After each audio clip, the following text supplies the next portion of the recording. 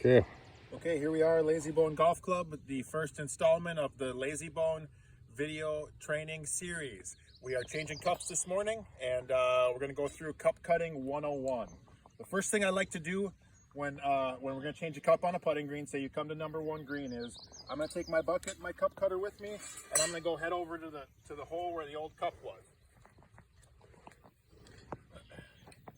I'm going to set my bucket down by the old cup. I'm going to pull the old cup out of the hole, and I'm going to put it in my bucket here. Okay, now this hole should be ready to receive the new plug that I'm going to cut right now.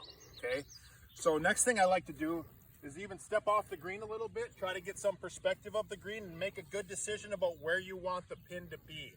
Some good criteria about where to place a pin is obviously not next to the old cup, because we're trying to disperse the wear from the previous day.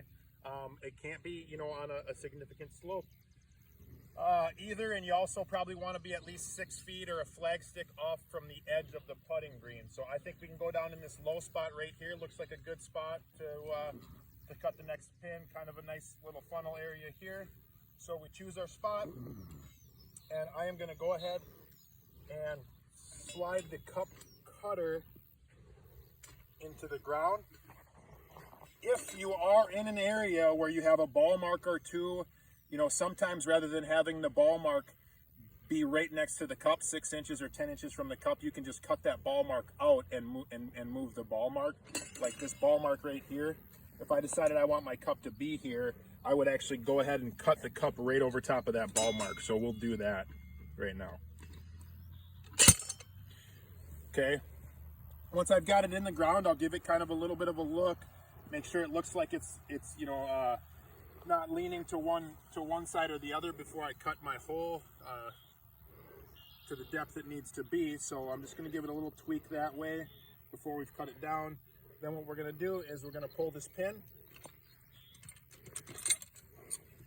and go ahead and hammer our cup cutter into the ground.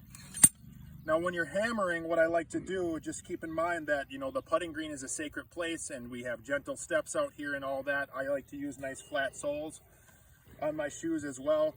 And when you're cutting the cup, you're going to spread your feet out and try to get back from the cup so you don't have big footprints from your cup cutting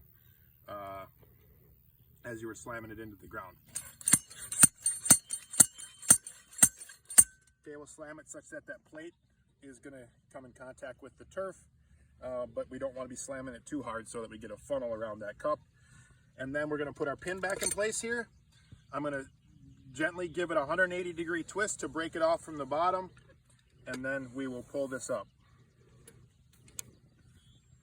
I have had it on occasion where you can lose half of your sand out the bottom of this cup, so you don't want to be walking across the green with it dangling straight down.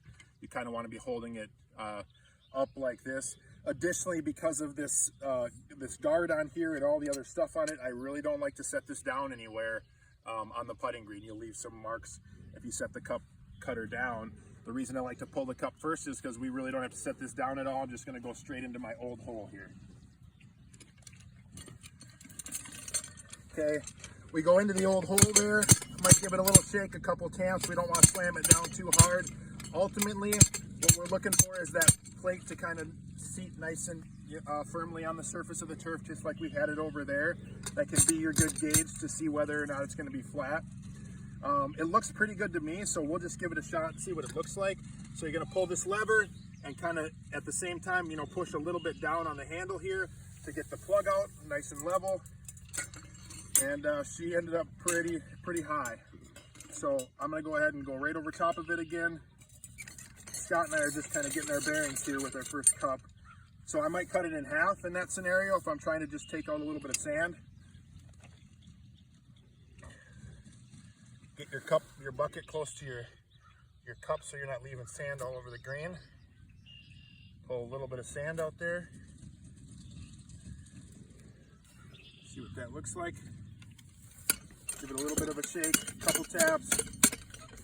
Nothing too crazy.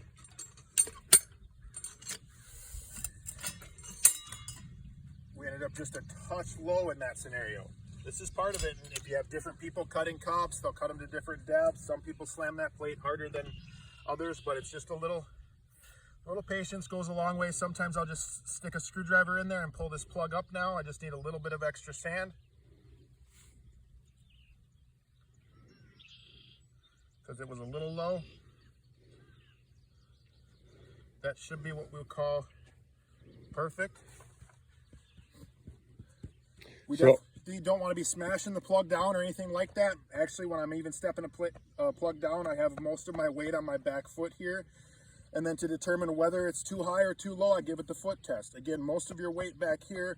If it is too low, you will feel that if you have, you know, thin enough soles on, I guess, or whatever. So you definitely need to give it the foot test. A little bit of a rub to get that sand out. We've got some sand on these greens from top dressing. Then I like to peel these corners back like this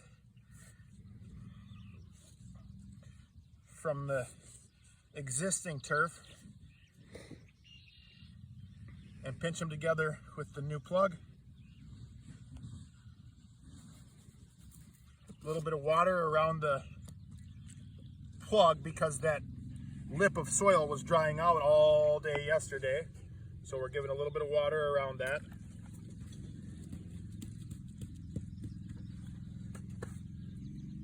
And there you have it.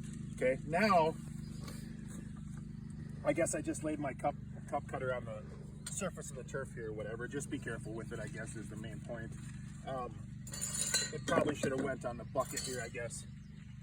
We'll edit that. So okay, now we're going back to our hole. Now, as far as placement of this ring, I've got a few questions about what is the proper thickness of soil around the cup.